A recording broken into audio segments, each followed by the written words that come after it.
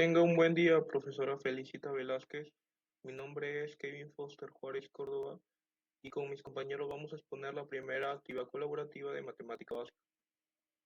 Nosotros hemos utilizado los textos de qué es la ingeniería petrolera, qué hace un ingeniero petrolero y qué habilidades debe tener uno. De los textos he cogido el párrafo que dice: un ingeniero petrolero se encarga de diseñar y desarrollar sistemas para extraer el petróleo y el gas de una manera más eficiente. De ahí he sacado dos premisas. Si una persona se encarga de diseñar sistemas para extraer petróleo y gas de manera más eficiente, entonces es un ingeniero. Si una persona se encarga de diseñar sistemas para extraer petróleo, sería P.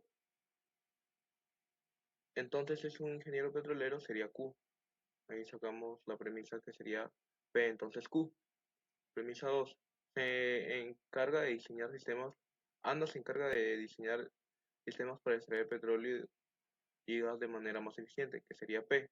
En conclusión, sería Ana es un ingeniero de petróleo, sería Q. Análisis de validez. Si Ana diseña sistemas eficientes de extracción, entonces es ingeniera petrolera. Confirmamos que en realidad Ana efectivamente diseña estos sistemas.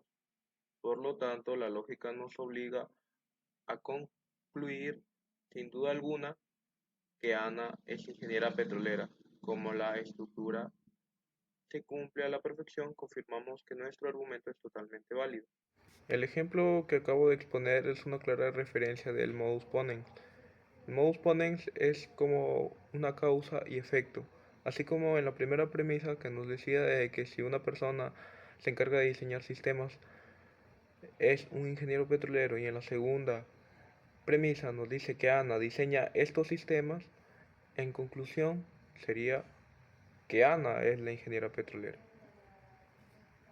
Hoy les voy a explicar el argumento 2. El argumento 2 nos dice: la ingeniería petrolera comprende los métodos para descubrir, analizar, transportar, procesar y tratar los hidrocarburos.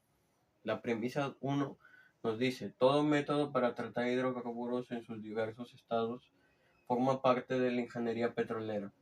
La premisa 2 nos dice: el método de recuperación mejorada de petróleo es un método para tratar hidrocarburos. Y la conclusión nos dice: el método de recuperación mejorada de petróleo forma parte de la ingeniería petrolera. Este argumento llega a ser válido porque la segunda premisa incluye la recuperación mejorada de petróleo dentro de este grupo de métodos para tratar hidrocarburos. Y la premisa 1 nos establece que todos pertenecen a la ingeniería de petróleo. Y por eso esta conclusión. Así que el análisis de validez nos indica que este argumento es válido. Gracias. Hablar sobre el argumento 4. Aquí tenemos que desarrollar métodos que incentiven la optimización del impacto ambiental en la industria de la extracción del petróleo, y que es una función esencial dentro del ejercicio profesional del ingeniero petrolero en el ámbito ambiental. Para este argumento, mi grupo y yo hemos visto, como en todo ejercicio, premisas y junto con su conclusión. En este caso voy a dar las premisas y luego de esto voy a formalizarlas. En la premisa 1 tenemos: si una empresa optimiza su impacto ambiental, entonces cumple con las funciones del ingeniero petrolero en el aspecto ambiental. En la premisa 2 tenemos: la empresa X optimiza su impacto ambiental. Y por último, en la conclusión tenemos: por lo tanto, la empresa X cumple con las funciones del ingeniero petrolero en el aspecto ambiental. Ahora sí, lo vamos a formalizar. En premisa 1 tenemos: si una empresa optimiza su impacto ambiental, que vendría siendo P, entonces vendría siendo una implicación: cumple con las funciones del ingeniero petrolero en el aspecto ambiental. Esto vendría siendo una Q. En la premisa 2 tenemos: la empresa X optimiza su impacto ambiental. Esto vendría siendo una P. Y en la conclusión tenemos: por lo tanto, la empresa X cumple con las funciones del ingeniero petrolero en el aspecto ambiental. Esto vendría siendo una Q. Por la formalización le vamos a dar un tipo, que vendría siendo el modus ponens.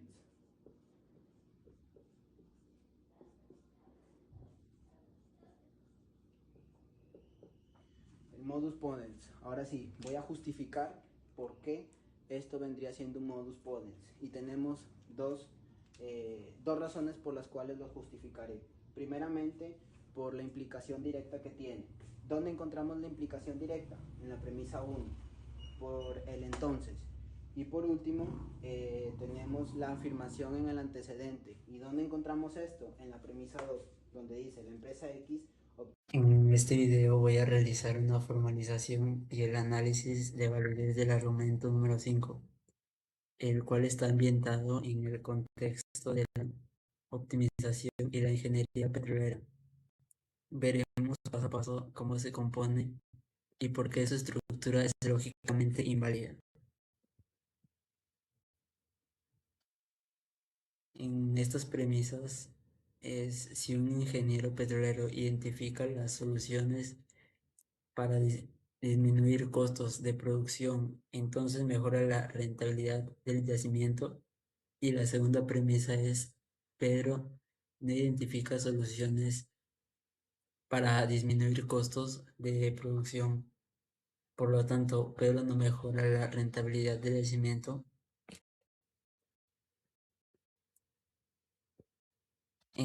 Para analizar este argumento matemáticamente, lo primero que debemos hacer es fluir nuestras proposiciones.